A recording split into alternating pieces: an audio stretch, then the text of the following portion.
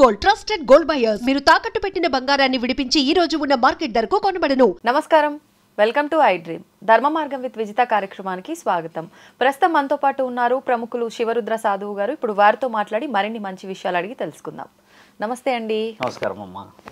మనకి ఇప్పుడు ఈ సెప్టెంబర్ 6వ తారీఖు 7వ తారీఖు ఈ 2 రోజుల్లో చంద్రగ్రహణం రాబోతోంది అని చెప్పి, ఈసారి వచ్చే ఈ చంద్రగ్రహణం చాలా పెద్ద ఎత్తున ప్రభావం చూపించబోతోందని చెప్పి కొన్ని రకాల అంటే నక్షత్రాలు రాశుల వారికి తీవ్రమైన ప్రభావం ఉంది. ఈ ప్రభావం కొన్ని నెలల వరకు కూడా కంటిన్యూ అవుతుందని రకరకాలుగా వింటూ ఉన్నాం. అసలు ఈ గ్రహణం ఎక్కడ ఉంది, ఏ రోజున రాబోతోంది, ఈ గ్రహణ ప్రభావం మనపైన ఉండకుండా ఉండాలంటే ఏదైనా జాగ్రత్తలు తీసుకోవచ్చా, నియమాలు పాటించవచ్చా, అవన్నీ కూడా వివరించండి. మంచి ప్రశ్న. అంటే పూర్వం ఒక 200, 300, 400 సంవత్సరాల క్రితం అమ్మ, అంటే ఈ విషయం ప్రజలకు ఇప్పుడు పర్ఫెక్ట్గా తెలవాల్సిన అవసరం. గ్రహణం అనగానే ప్రమాదం రాబోతుంది అన్న ప్రశ్న ఒక యాంకర్గా నువ్వు ఎత్తావు. ప్రజలందరికీ కూడా ఏదో ప్రమాదం ఉంటుంది గ్రహణం అనేది ఒక ఊహ వాళ్ళకు ఉండిపోయింది. గ్రహణం రోజు ఎందుకు ఆ విధమైన భయం లేకపోతే అలాంటి ఆందోళన ఉంటుంది అని అంటే, క్షుద్ర పూజలు జరుగుతాయి అనేది, ఎవరినెవరినో ఏదో చేసేస్తారని, ఇంకేదో చేతబడిలని, బాణామతిలు, మోహినిలు, ఏదో ప్రయోగాలు అయ్యి మంచి వాళ్ళ ఆత్మలు ఇంకేదేదో అవుతాయి అనేది ఒక భయం కూర్చుంది.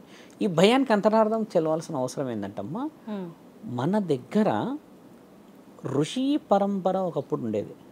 అంటే ఎక్కడ చూసినా గుడులు, గోపురాలు, దేవతలు ఈ మంచిదంతా పూజలే. ఇప్పుడు చూడండి వినాయకుడిది అంతా ఎవరం. ఇలా ఉన్నప్పుడమ్మా ఒక 100% నీకు పూజ ఫలితం వచ్చే రోజు అమావాస్య పౌర్ణమి రోజు. ఎందుకంటే పూర్తిగా చంద్రుడు, పూర్తిగా సూర్యుడు ఉన్న రోజు నీకు 100% ఫలితం వస్తుంది పూజ. నీకు 100% పూజ ఫలితం వస్తే మరి నువ్వు బాగుపడిపోతావుగా, మరి నిన్ను చెడగొట్టాలిగా. కాబట్టి ఆ రోజు క్షుద్ర పూజలు చేస్తారు అనేది కొంతమంది తెలివిగా పెట్టిన ఒక పెద్ద ముళ్ళు ఈ బ్రెయిన్లో మనకి. కానీ ఇప్పుడు మీరు అనుకుంటున్నారు ఆ రోజున నేను ఎక్కడ బాగుపడిపోతాను, నాకు ఎక్కడ ఫలితం వస్తుందో అంటే ఎవరు అనుకుంటున్నారు, చేసేవాళ్ళు అంటే అలాగే కాదు. అంటే ఎవరు అనుకుంటున్నారు అనే విషయంలో ఏంటంటే అమ్మా, మనకి సంబంధించిన కొందరు మహానుభావులే వెళ్ళడం చేత ఆ డేని నెగిటివిటీకి చేస్తారు. ఇప్పుడు మీరు అడిగిన ప్రశ్న అడగండి. ఇప్పుడు అలా అనుకొని వాళ్ళు ఏదో ఒకటి వీళ్ళని చేస్తున్నారు, వీళ్ళు ఇబ్బంది పడుతున్నారు, కానీ అది నీకేం వస్తుంది, నువ్వెంతవరకు దానివల్ల ముందుకెళ్తున్నావు అనేది ఎవరికి వాళ్ళు క్వశ్చన్ వేసుకోవట్లేదు. ఇక్కడ ఖచ్చితంగా నువ్వు ఒకరిని ఇబ్బంది పెడుతున్నావు అంటే ఇప్పుడు ఇక్కడ వాళ్ళని ఇబ్బంది పెట్టి నువ్వు ఇబ్బంది పడకపోయినా దానికి ఫలితం అయితే ఉంటుంది కదా. ఇది ఎందుకు మర్చిపోతున్నారు? చాలా మంది మర్చిపోవడానికి గల కారణం కూడా ఏమైపోయిందంటమ్మా, ఆ రోజు దేవతలకి కట్లు పడతాయి అనేది అందరి మైండ్లో కూర్చోబెట్టేశారు. వాస్తవమా అండి? దేవతలకి కట్లు ఎందుకు పడతాయి ఇది తెలుసుకోవాల్సిన అవసరం చాలా వివరంగా చెప్పడం. ఎందుకంటే దేవతలకు కట్లు పడతాయి అన్న విషయం చాలా మందికి తెలిసింది. ఇంకో విషయం కూడా ఏంటంటే అమ్మా, గ్రహణాలకి అధిపతి 9 గ్రహాలకు అధిపతి ముక్కంటి. ఆయనని కట్టు చేసే అధికారం ఉండదు. ఆయనని ఎక్కడా కూడా ఏ విధమైన బంధనకి ఆయన లోన్ కాడు, ఆయన ఎట్టి పరిస్థితుల్లో కాడు. ఎందుకు కాడు అన్న విషయం కూడా తెలుసుకోవాల్సిన అవసరం ఉందమ్మా.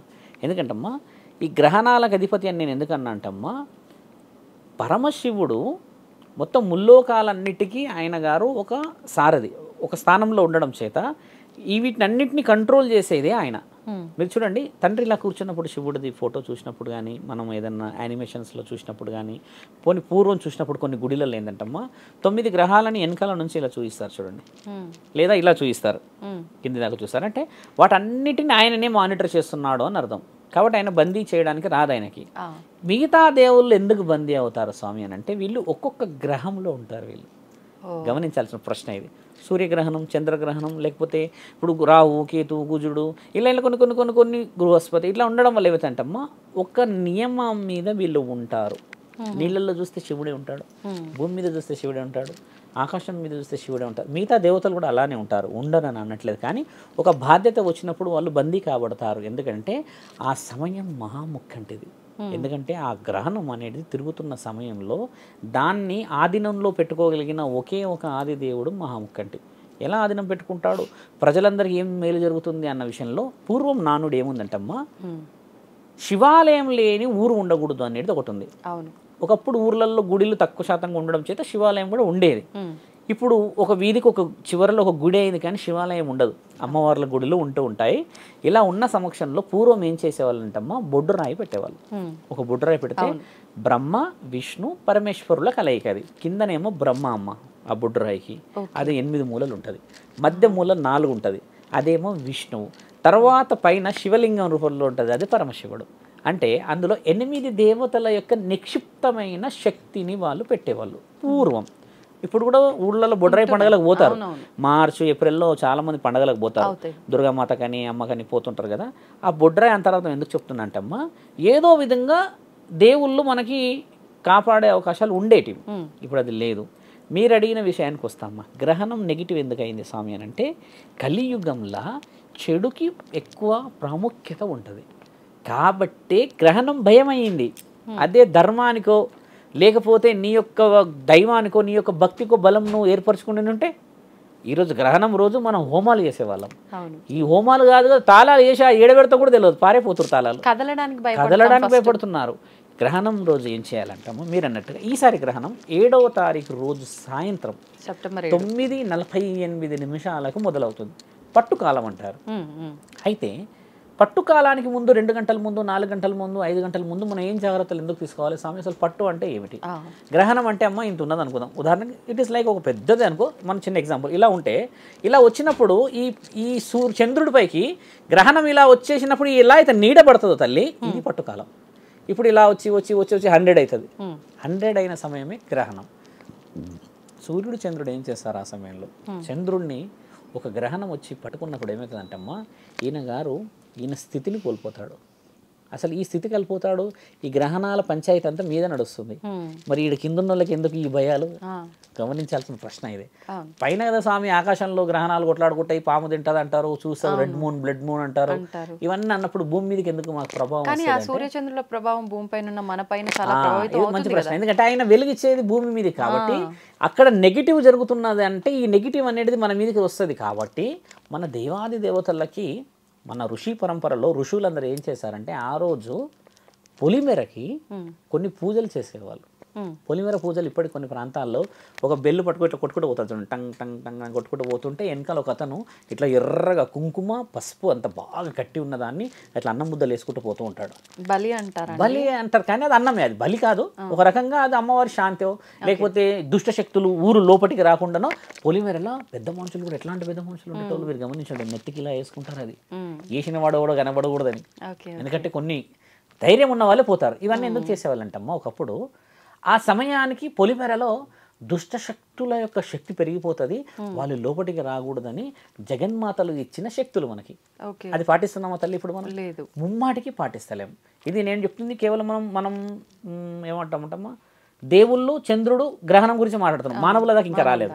ఇప్పుడు అలా చేయడం చేత గ్రామాన్ని కాపాడుకునే వాళ్ళం, బొడ్రాయి పెట్టుకోవడం చేత రక్ష కదా.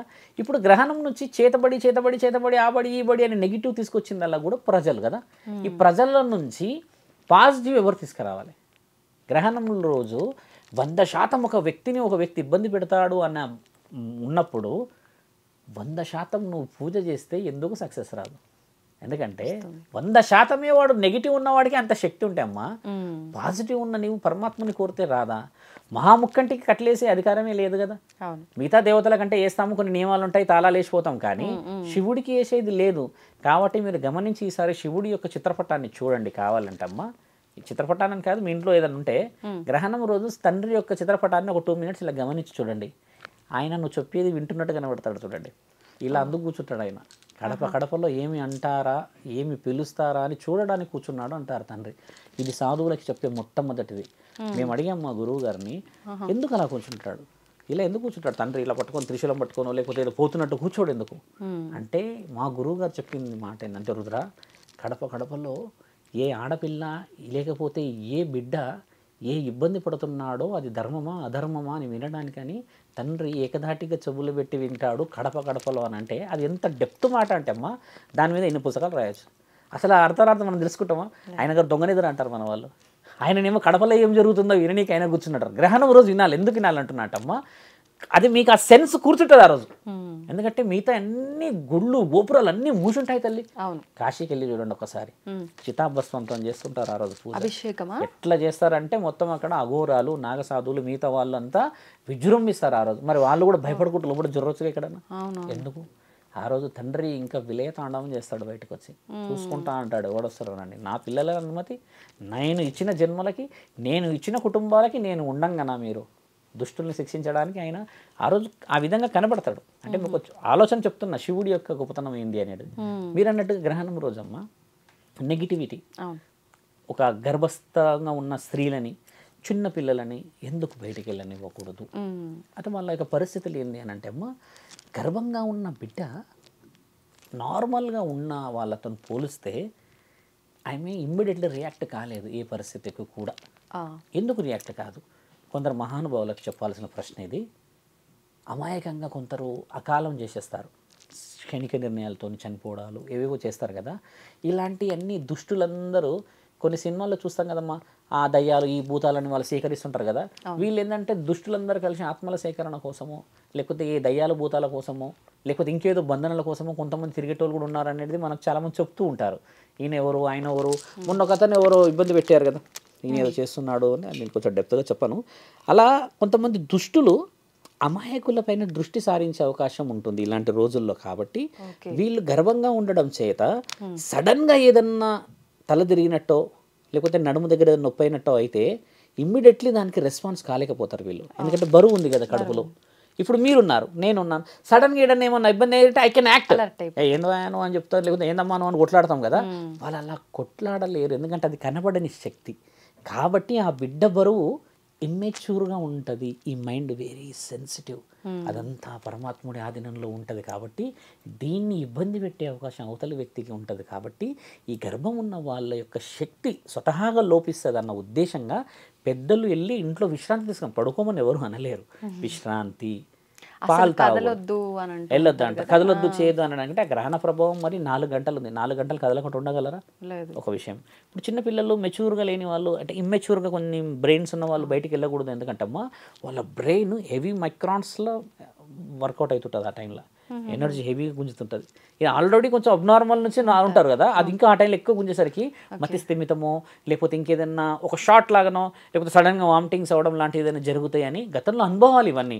అందుకని పెద్దలందరూ జాగ్రత్త పడమని అన్నారు. పెద్ద మనుషుల్ని బయటికి పోనీయకూడదమ్మా, ముఖ్యంగా ఎట్టి పరిస్థితుల్లో పెద్ద మనుషులు పోనీయకూడదు. ఇలా కొంతమంది మన దగ్గర తెలంగాణలో ఆడపిల్లలు పెద్దవాళ్ళు అయ్యే కార్యక్రమాలు ఉంటాయి. అంటే 3 నెలల క్రితం 4 నెలల క్రితం పెద్ద మనుషులు అయిన వాళ్ళు ఇలాంటి ఉంటారు కదా. ఇలాంటి వాళ్ళ శరీరాలన్నీ పచ్చిగా ఉంటాయి, బాలెంత శరీరాలు పచ్చిగా ఉంటాయి. వీళ్ళని వెళ్ళనీయకూడదు, ఖచ్చితంగా కాపాడుకోవాలి. ఎలా కాపాడుకుంటాము? మన దగ్గర అంత శక్తి ఉందా?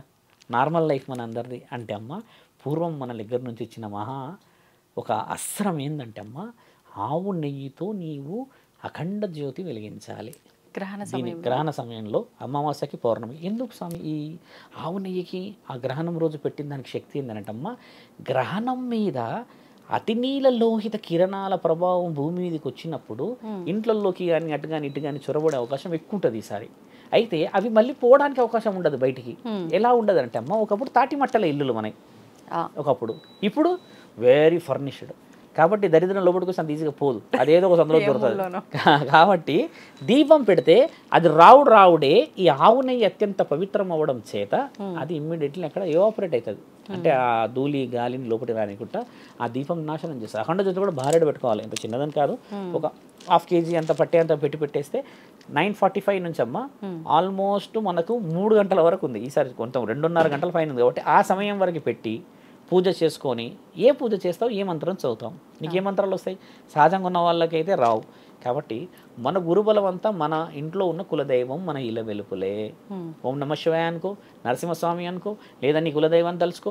ఇవి తలుచుకోవడం కూడా ఎలా తలుచుకోవాలంటమ్మా, ఒక కోరికతో తలుచుకుంటే ఫలిస్తుంది. ఎందుకు ఫలిస్తుంది అని అంటే, దయ్యాలకి అంత ఫలించే శక్తి ఇచ్చిన వాడు మానవ శరీరాలకి పుణ్యం కోసం ఆలోచించిన వాళ్ళకి ఇవ్వరా? ఈరోజు గ్రహణ సమయంలో, అంటే ఒక సాధువు చెప్తున్నాడని కాకుండా అమ్మ, గ్రహణ సమయంలో ఏ ఊరిలో అయితే, ఏ గుడిలో అయితే హోమం జరుగుతుందో ఆ ఊరు సుభిక్షంగా కాపాడబడుతుంది. ఒక ఊరిలో గ్రహణ సమయంలో అందరికీ శరీరం అంతా ఇట్లా ఉబ్బుకుంటూ వచ్చిందంటమ్మా. గ్రహణ సమయంలో హోమం చేసేసారు, అందరు ఎక్కడో అక్కడ వెళ్ళిపోయారు. ఈయన పురోహితుడు మాత్రం హోమం దగ్గర కూర్చొని అయినా స్వాహ అనుకుంటూ ఇంకొన్ని మంత్రాలు అంటే కొందరు భయభ్రాంతులతో ఇక ఎందుకు గ్రహణం పడుతున్న సమయం వెళ్ళిపోవాలి అని అంటే, అందరికీ చర్మం మీద చిన్న అన్నీ వచ్చేసేసి ఇబ్బంది పడిపోతే, ఈయన గారు మాత్రం తేటంగా కూర్చొని హోమం అయిపోయాక లేచొస్తే అంతరార్థం అడిగితే చెప్పాడంట, ఆ అగ్గికున్న శక్తి అది. ఒక చెడుని ఆపడానికి అక్కడ హోమం ఉంది.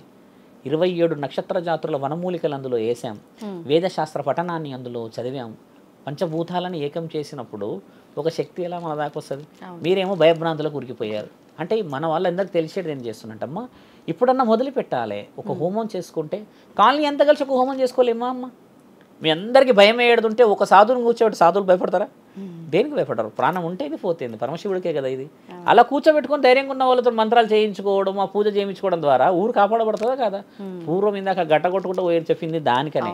కానీ మీరు అన్నట్టు అందరూ ఒకటే ధోరణిలో ఉన్నారు. ఆ టైంలో దేవతలే శక్తులు కోల్పోయి ఉన్నారు కాబట్టి ఏ పూజలు చేసినా ఇంకా ఫలితం ఏముందిలే అనే ఒక ధోరణిలో ఉండటం కానీ మహాముక్కంటిది ఉన్నది కదా, తండ్రి గొప్పతనం చెప్పింది కూడా అదే. ఎందుకంటే గ్రహణాలకు అధిపతి ఉన్నాడు కదమ్మా.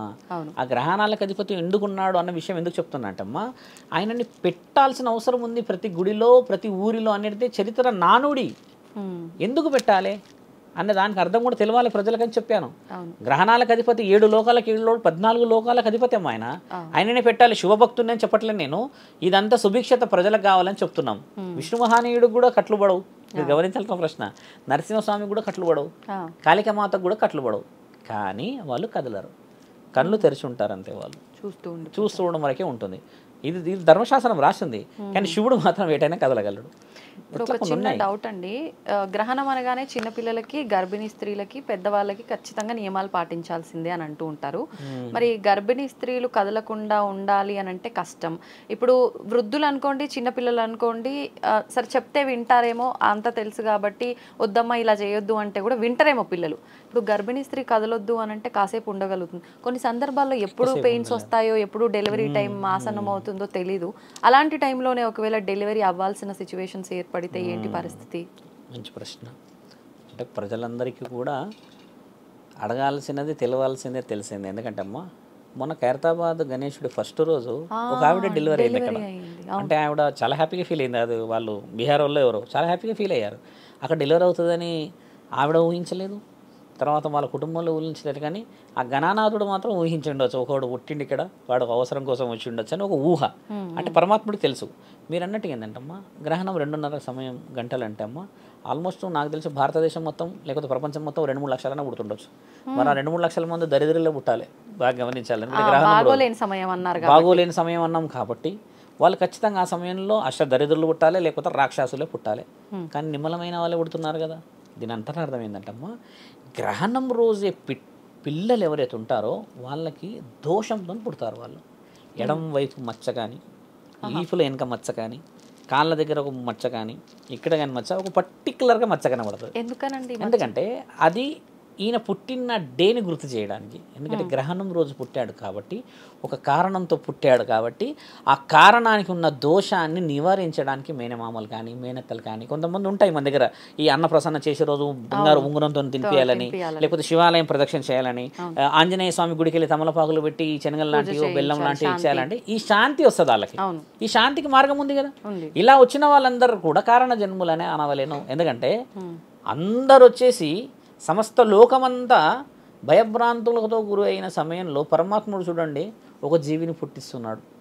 భయం లేని వాడు వచ్చి తల్లిని చూసేదో ధైర్యంగా పాలు తాగుతాడు, లేదా తంతూ ఉన్నాడు. మరి ఆ బిడ్డకున్న ధైర్యం మనకు లేదా?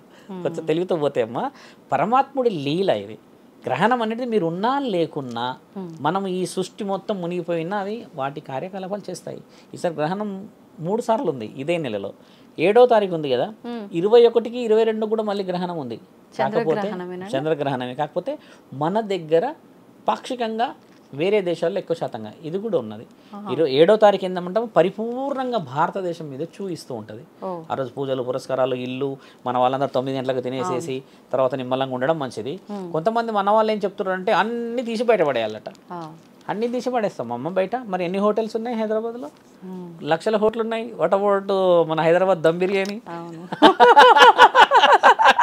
అది ఎక్కడ పడేయాలి?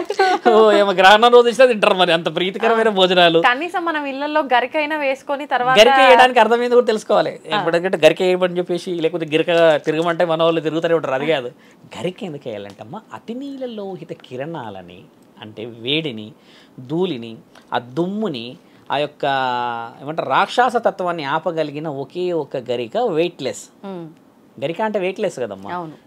చాలా తక్కువ వెయిట్గా ఉండడం చేత దాన్ని గరిక వేయాలి. గరికని కడప దగ్గర అక్కడక్కడ వేసి పెట్టుకోవాలి, ఎందుకంటే ధూళి వచ్చేది లోపల నుంచే కదా. ఇంకా నువ్వు పెట్టుకున్న ప్రతి కుండ మీద పెడతావమ్మా గరిక. పెడతారు కదండి, పెడతారంటే మనది ఏంటంటే మనతో వచ్చే సమస్య ఏంటంటే జస్ట్ పరిష్కరించుకోండి అంటే సరిపోదు, మనకి మొత్తం ఇక అన్ని మూలలకి వెళ్ళి పరిష్కరించుకోవాలి సమస్య. బయట కడప అఖండ జ్యోతి పెట్టేశావు, గరిక పెట్టేశావు, ఇంటికి మంచిగా పసుపు రాసి ముగ్గులు వేసేసావు, లోపల ధూపదీప నైవేద్యాలతో హారతి ఇచ్చి పెట్టేశావు. ఇవన్నీ దాటేసి నువ్వు వండిన ఆ భవనాలకే వస్తుందా తల్లి? ప్రజలకి ఏంటంటే భయం, ఎంత వండుకుంటారమ్మో వాళ్ళు కొంచెం వండుకుంటారు, కాకపోతే వృధా చేయొద్దు అనేది మా ఉద్దేశం. అలా అంటే మనం 9 గంటలకి భోజనం చేసేస్తాం, మరి ఇమ్మీడియట్లీ 9:30కే గ్రహణం ఉంది, ఇది కూడా పవిత్రమే. గడ్డి మోపు పెట్టుకుని పడుకుంటాం, గరికని మింగేస్తారా లేకపోతే డెత్తి పెట్టుకుని పడుకుంటారా? కాబట్టి ప్రజల అపోహాలు ఎక్కువైపోవడం చేత వాళ్ళ అపోహాలు తీయడం మా బాధ్యత. ధర్మం కాపాడబడాలి. గ్రహణం రోజు భయపడాల్సిన అవసరం లేదు, ఎందుకంటే పూజ నియమ నిబంధనలు చాలా బలంగా ఉన్నాయి. అంత సులభంగా భయపడిపోయే రోజులు ఒక్కటి మాత్రం నేను చెప్తాను ఏంటంటమ్మా, దుష్ట శక్తుల ప్రభావం చాలా బలంగా పెరిగిపోయింది గడిచిన 200-300 సంవత్సరాల్లో. అలా గెలవడం వల్లనే అమ్మా, ఆ దుష్ట శక్తుల ప్రభావం వల్లనే ఈ రోజుల్లో మానిటరైజేషన్ తగ్గిపోయింది. ఇది ఇప్పటి వ్యూహం కాదు, పెద్ద మనుషుల దగ్గర నుంచి పాటిస్తలేము కదా. ఇప్పుడు హైదరాబాద్లో ఎంత పెద్ద టవర్ ఉందో అమ్మ, బిల్డింగ్ అంత పెద్ద టవర్ మీదకి నేను పైకి కూడా చూడలేదు, నాకు భయం అవుతుంది అది. అంత పెద్ద టవర్లలో మనం అందరం బతుకుతున్నాము. ఎక్కడన్నా ఊర్లలో కనబడుతుంది హైదరాబాద్? ఊర్లలో పోండి, గ్రహణం రోజైనా ఏ రోజైనా ఏం చూసినా ఒక దీపం వెలుగుంటుంది, అఖండ జ్యోతి ఆ గుడిలో గలుమడుతుంది. కొంతమంది పెద్ద మనుషులు మాత్రమే తిరుగుతారు, పాటింపులు ఉన్నాయి మన దగ్గర, ఇప్పుడు లేవు హైదరాబాద్లో. కాబట్టి ఇక్కడ గ్రహణం అయితే ఇంకో దగ్గర మళ్ళీ తెల్లారుతుంది కదా, కాబట్టి కొంచెం జాగ్రత్తగా పోవాలి. మన వాళ్ళు పాటించాల్సింది ఏంటంటే ఆవు నెయ్యితో చేసిన అఖండ జ్యోతి. ఆడపిల్లలైనా ఎవరైనా గర్భవతులైనమ్మా తినేసి పడుకొని మంత్ర ఉచ్చారణ 2.5 గంటలు ఎవరైతే చేయగలుగుతారో వాళ్ళు ఖచ్చితంగా సక్సెస్ చూడగలుగుతారు. కాబట్టి ధర్మం చాలా బలమైనదమ్మా. గ్రహణం అనగా చాలామంది భయపడిపోతున్నారు, ఎన్నో మంది అడుగుతున్నారు గ్రహణం అంట గ్రహణం అంట గ్రహణం అంట. అట్లా ఉండదు, గ్రహణం అనేది మనదే, అంటే మనకు ఒక అవకాశాన్ని ఇస్తుందనే అనుకో. ఇప్పుడు గొప్ప తత్వం కాదమ్మా, మనం ఇందాక మాట్లాడేది కూడా మహాలయ పక్షాలు 15 రోజులు పరమాత్ముడు ఇచ్చినట్టు నీ భక్తి ఎంతో చూయించుకోవడానికి కూడా ఈ సమయం అవసరం. అందరు పడుకున్న సమయంలో ఎంత మంచి ఆప్షన్ నాకైతే అమ్మా. ఆ రోజు శివుడు కూడా వింటాడు, మిగతా దేవతలు ఎవరు వినరు. మరి ఆయనకి వినిపించల్లా వద్ద మన బాధ, శివుడికి ముచ్చట్లు చెప్పుకోవాలి, మంచి చెప్పుకోవాలిగా బాధలు. మన వాళ్ళు అవి చెప్పుకోరు, ఉరుకుడు. ధర్మం కాపాడబడాలి. ప్రజలందరినీ ఉద్దేశించి చెప్పేది ఏంటంటే మన శాసనం గొప్పది. గ్రహణాలు వచ్చినా, చంద్రగ్రహణం వచ్చినా, సూర్యగ్రహణం వచ్చినా, అమావాస్య ఏది వచ్చినా నీ కులదైవం, నీ ఇలవెల్పులు, నీ పెద్దలు నీతో పాటే ఉన్నారనేది తెలుసుకోవాలి. ఆ రోజు హోమంలో పాల్గొంటే అమ్మ, ఎక్కడ గుడిలో హోమం అయినా కూడా పోయి పాల్గొని వస్తే శరీర సౌష్ఠవతకి ఎవరు ఇబ్బంది పెట్టరు. గర్భవతులు, చిన్నపిల్లలు, కొంచెం ఇమ్మెచ్యూర్గా ఉన్నవాళ్ళు, పెద్దవాళ్ళు జాగ్రత్తగా ఎందుకు చెప్తుందంటే స్వతహాగా కొంచెం వాళ్ళు వీక్నెస్ అంతే. అంతకు మించి నీకు నాకైనా మన ఇద్దరం కలిసి ఈయన కలిసి ఆయన కలిసి ఏదో రోడ్డు మీద పోయినా గ్రహణం రోజు ఏమీ కాదు. అయ్యేదల్లా ఆల్రెడీ వీక్నెస్ ఉన్న వాళ్ళకి. అది చాలా ముఖ్యమైన ప్రశ్న. అది పెద్దలు చెప్పిండ్రమ్మా. ప్రతి యవనంలోనూ అందరికి అవుతుందని చెప్పిరా? చెప్పలేరు. కాబట్టి వాళ్ళందరికీ ఎందుకు చెప్పారో తెలియాలనేది మా ఉద్దేశం. కాబట్టి ధర్మం కాపాడదాం తల్లి. ధన్యవాదాలండి. నమస్కారం.